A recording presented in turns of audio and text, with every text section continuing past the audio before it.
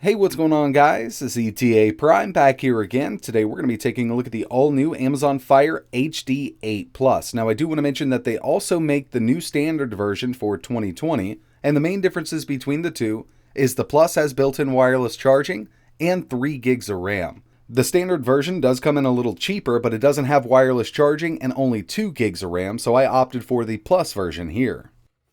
Pricing between the two models is definitely going to be a little different. For the standard edition with 2 gigs of RAM, it's $89.99. For the Plus edition with 3 gigs of RAM and built-in wireless charging, base price is $109.99. And inside of the box, you're going to receive a USB Type-C cable, a 15-watt wall charger, which they claim you can charge these tablets up in 4 hours using the included charger. And finally, the tablet itself. Hey, I heard you guys like bezels. So here it is. I'm going to go ahead and boot it up for the first time. Now, I do want to mention that this is not as powerful as the 2019 Fire HD 10. This is one of my favorite budget tablets, coming in at $150 and $100 when it's on sale. This has an 8-core 2 GHz CPU and a much more powerful GPU. So if you don't mind spending a little extra cash, I would definitely recommend the Fire HD 10 over the new 8 version. But if you're looking for something with a smaller form factor, the new Fire HD 8 might be a good choice. And we're going to get into some testing in just a second, but I do want to go over the tablet itself and the specs. Alright, so this tablet does have dual stereo speakers, and it does get pretty loud. It's not as loud as the Amazon Fire HD 10, but overall, this will get you by. Moving over to the other side, we have our micro SD card slot, and this will support up to a 1 terabyte micro SD card. They've kept the headphone jack. We now have USB Type-C for charging and syncing, a single pinhole microphone, power button, and our volume rocker on the top here.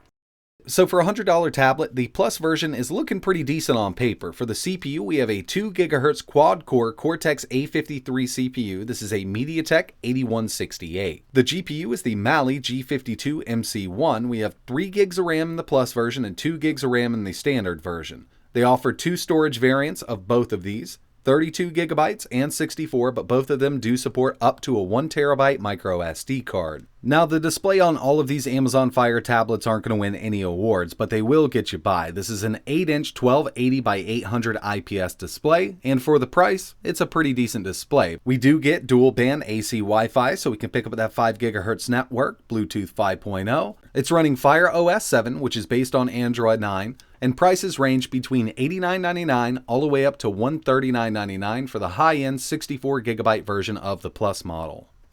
So a lot of you might already know that these only come pre-installed with the Amazon App Store, and it's pretty lackluster. A lot of people want to install Google Play, and it does work on the 2020 model here. I followed my old guide that I made for the older Fire HD 8, and it works perfectly, so now I have Google Play up and running on this new tablet. If you're interested in doing the same, I will leave a link to that video in the description.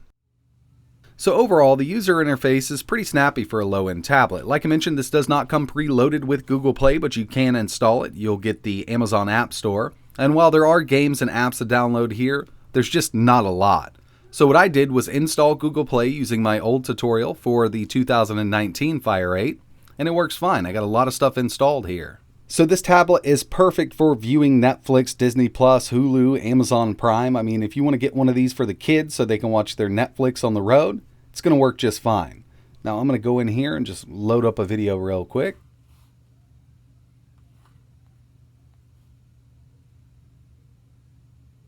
And this is the Netflix version from the Amazon App Store. You're not going to get HD Netflix or anything like that on one of these tablets, but it's perfectly watchable on something like this. Now, if you want to do Disney Plus, it's compatible with the tablet. No problems there.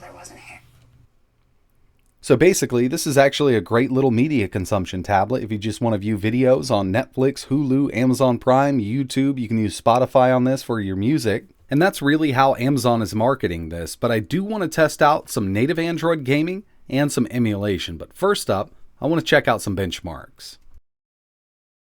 So first up, we have 3D Mark. OpenGL on the new 2020 Fire HD 8 Plus, 658. Vulkan, 718. When we take a look at last year's version of the Fire 8, it only supported OpenGL. We got 242, so we do have a significant jump there. But if we compare this to the 2019 version of the Fire 10 HD, OpenGL 1151, Vulkan 1108. So we do have a significantly more powerful GPU and the bigger tablet. Next up, we have Antutu. Total score 91,649. Unfortunately, this does not run on the older HD8. I could never get it to work, but I was able to get it to work on the Fire 10 HD. Total score on that, 126,632, and our GPU was around 30,000. So with that out of the way, let's go ahead and test some native Android games, and then we'll move right into some emulation with the new Fire 8 HD. Alright, so first up we have Pubg Mobile. Now this is a very well optimized game. I was actually able to run this on the Fire HD7 and it ran pretty decently. But right here, we're getting a good frame rate. This is fully playable on the new Fire HD8 Plus, and I'm pretty sure it would run just as well on the standard version.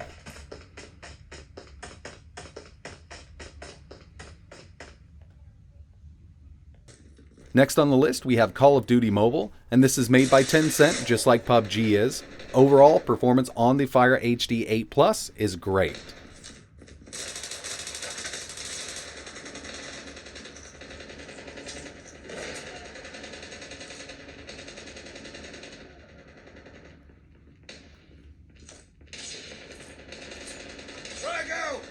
So I know Asphalt 9's been around for a while, but this is one of those games that gave me trouble on the lower end Amazon Fire tablets in the past. It worked great on the Fire HD 10, but the 7 and the 8 were a bit laggy, but this new Plus version handles it just fine.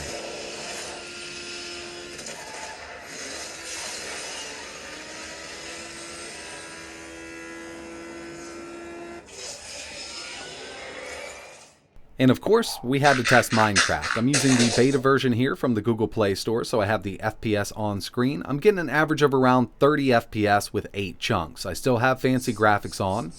I'm going to go into the settings and turn that off.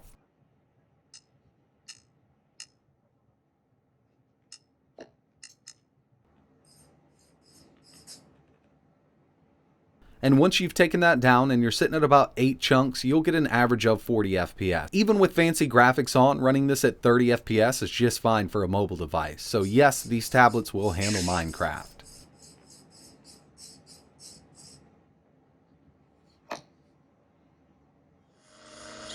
Moving over to some emulation, first up we have N64 using MuPin 64 plus FZ. Performance is pretty decent, and I'm upscaled here to 800 by 600. Definitely not the best that I've seen, but for a budget tablet, it's handling N64 quite well. I got a few more games to test here.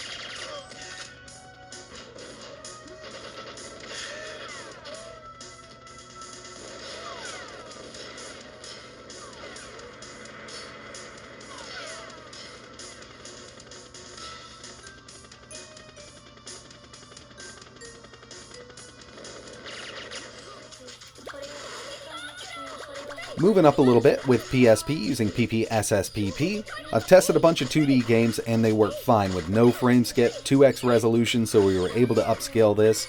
Performance is great. We got a constant 60 FPS. I do have the FPS listed in the top right hand corner. But this little tablet does struggle a bit with PSP when it comes to the 3D games.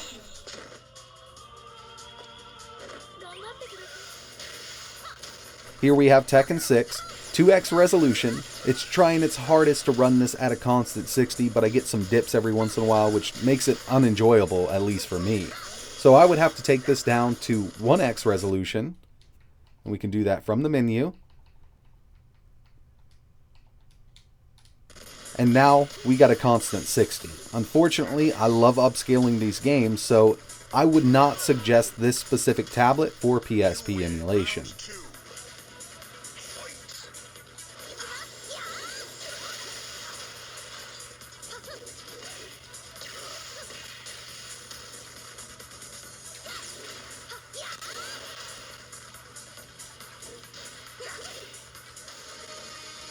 And the final one here for PSP is a harder one to emulate. This is God of War Ghost of Sparta. 1x resolution, 2x frame skip. Unfortunately, this tablet is just not going to handle these games.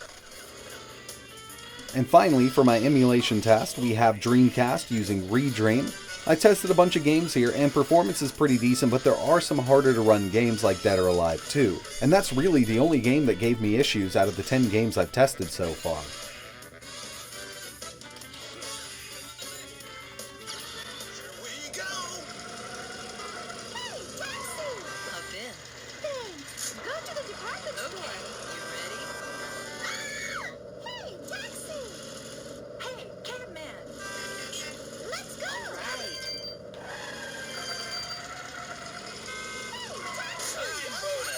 Doing my job.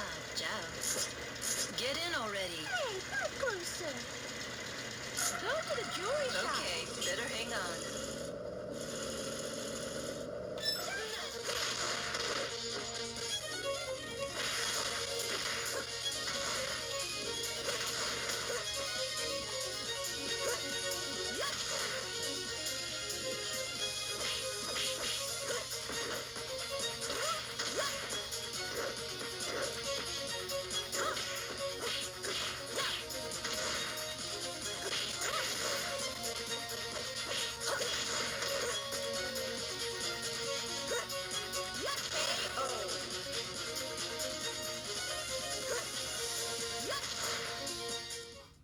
So in the end, with the new 2020 Amazon Fire HD or the HD Plus, we definitely have a big jump over the Amazon Fire HD 7 or last year's HD 8. But it still can't match the performance of the 2019 HD 10. And if you go with the Plus model here with the 64 gigabytes of internal storage, it's $139.99. And the 32 gigabyte model of the 2019 HD 10 is $149.99, and they go on sale all the time for around $99. So personally, I would pick that up when it's on sale over the new Plus version of the 8. But either way you look at it, the choice is up to you. If you're interested in this 8-inch form factor, then most definitely go with the Plus version. It is a bit more expensive than the base model of the new Fire HD 8, but in my opinion, it's totally worth it, especially with that extra gig of RAM. But that's it for this video. Really appreciate you watching. I'll leave some links in the description in case you want to pick up any of the tablets I mentioned in this video. And if there's anything else you want to see running on this new tablet, just let me know in the comments below. But like always, thanks for watching.